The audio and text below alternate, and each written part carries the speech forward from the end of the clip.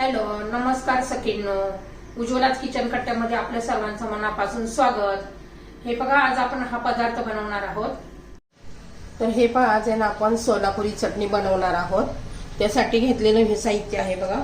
मी एक वाटी शेंगदाणे घेतलेले आहे,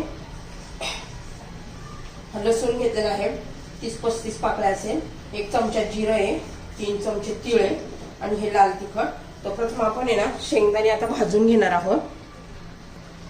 तर हे पहा, तर शेंगदाणे मस्त गॅसवर खमंग असे कुरकुरीत भाजून घ्यायचे आहे.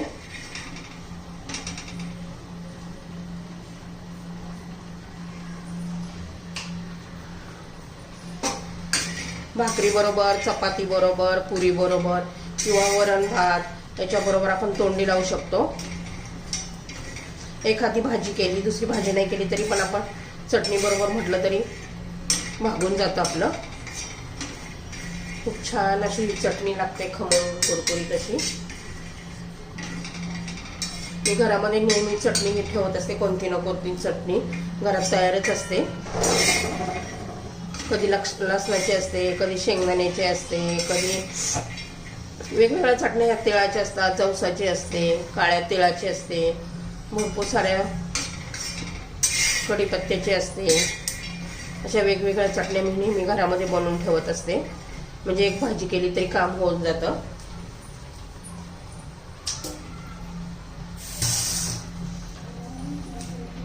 तर हे पहा, आपले शेंगदाणे भाजून झालेले आहेत मध्यम गॅसवर. आता मी ते काढून घेते. तर हे पहा, आणि आता टरफलं काढून घेऊया.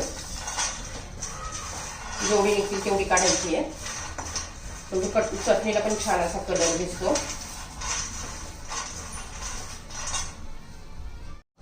तर हे पहा, शेंगदाण्याची आपण त्याची टरफल अशी छान अशी काढून घेतलेली आहे. आता पुन्हा आपण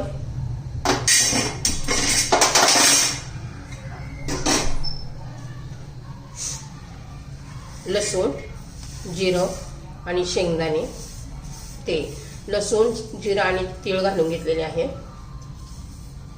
त्याच्यामध्ये थोडंसं तेल घालायचे. पहिले थोडंसं असं भाजून घ्यायचे तीळ आणि लसूण.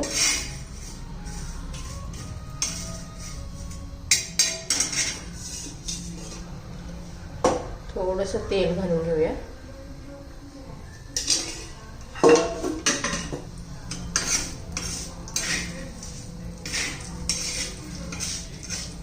तीळ आणि लसूण छान असं भाजून निघलं पाहिजे.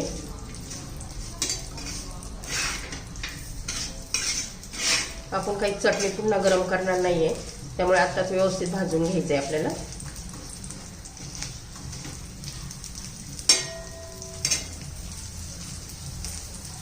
हे 5 तीळ पण भाजून झालेले आहे.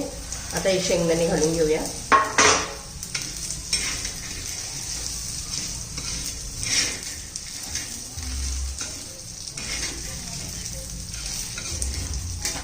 शेंगदाणे घातलं पुन्हा 1 मिनिट आपण हे परतून घ्यायचे.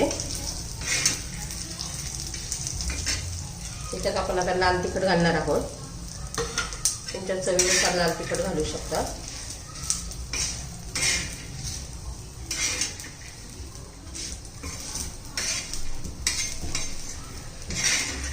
आता मी गॅस बंद करते.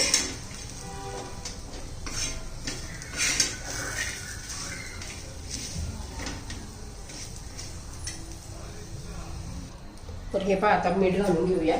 चवीनुसार मीठ घालायचे.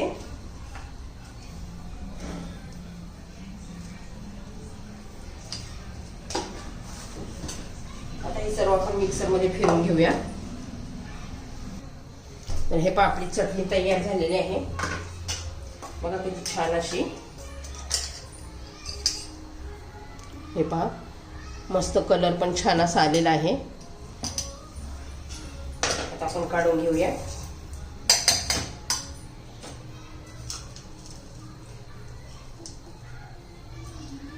आपली ही सोलापुरी शेंगदाणे आणि तिळाची चटणी तयार झालेली आहे.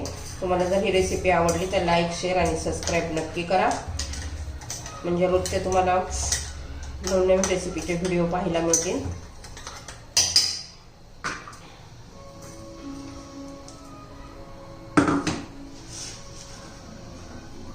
हे पहा आपली चटणी तयार.